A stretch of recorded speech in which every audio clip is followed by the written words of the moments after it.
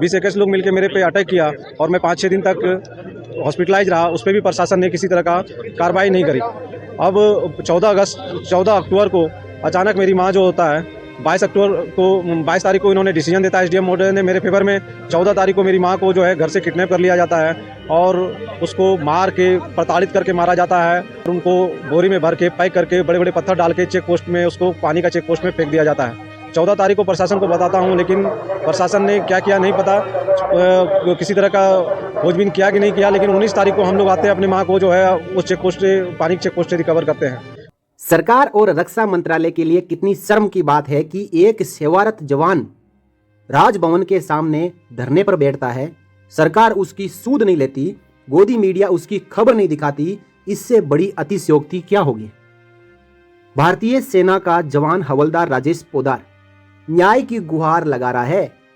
20 दिन पहले उसके मां की हत्या कर दी गई।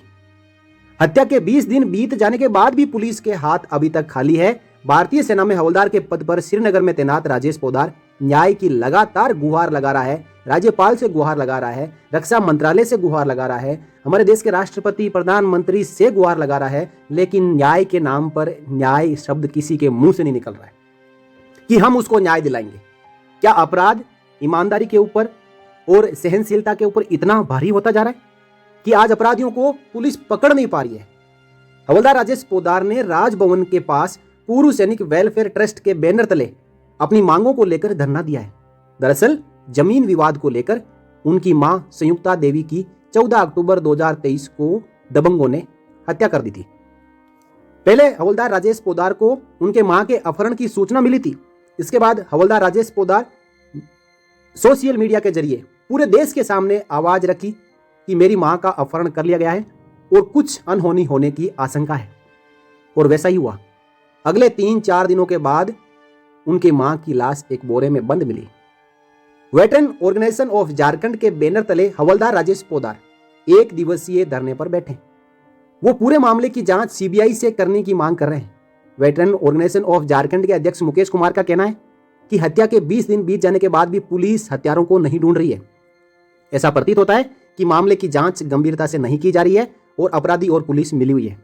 गोड्डा पुलिस इधर पर ध्यान ही नहीं दे रही है इस मामले के ऊपर। इस बाबत हवलदार राजेश पोद्दार ने राज्यपाल, मुख्यमंत्री और डीजीपी को ज्ञापन भी सौंपा है। शर्मसार कर देने वाली घटना है कि देश का एक सैनिक जिसको आज बॉर्डर पे बैठ के देश की रक्षा करनी चाहिए, वो अपने परिवार की रक्षा नहीं कर पाया और अपनी मां की जो हत्या की गई है उसके बाद वो गुहार लगा रहा है। पूरे देश के जितने बड़े नेता हैं उनसे गुहार लगा रहा है। प्रधानमंत्री, राष्ट्रपति, राज्यपाल, रक्षा मंत्री से गुहार लगा रहा है। क्या आंखों से दिखाई नहीं देता इनको? क्या कानों से सुनाई नहीं देता कि एक सैनिक इतनी बड़ी आवाज उठा रहा है और इस देश में किसी के पास हिम्मत नहीं है कि उसके सैनिक की मां के हत्यारों को कोई गिरफ्तार कर ले। बहुत ही शर्मिंदगी महसूस हो रही है हमारे देश की प्रशासनिक व्यवस्था के ऊपर।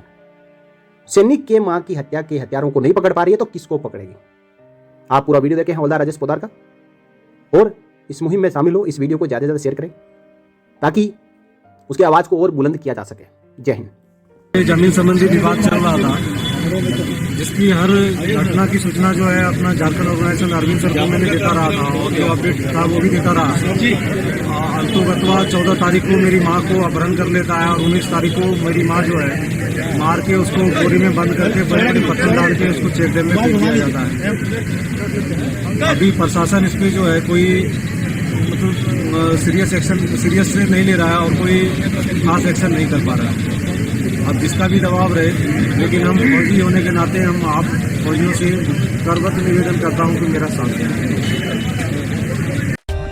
For more updates, subscribe to our channel and enjoy watching the videos.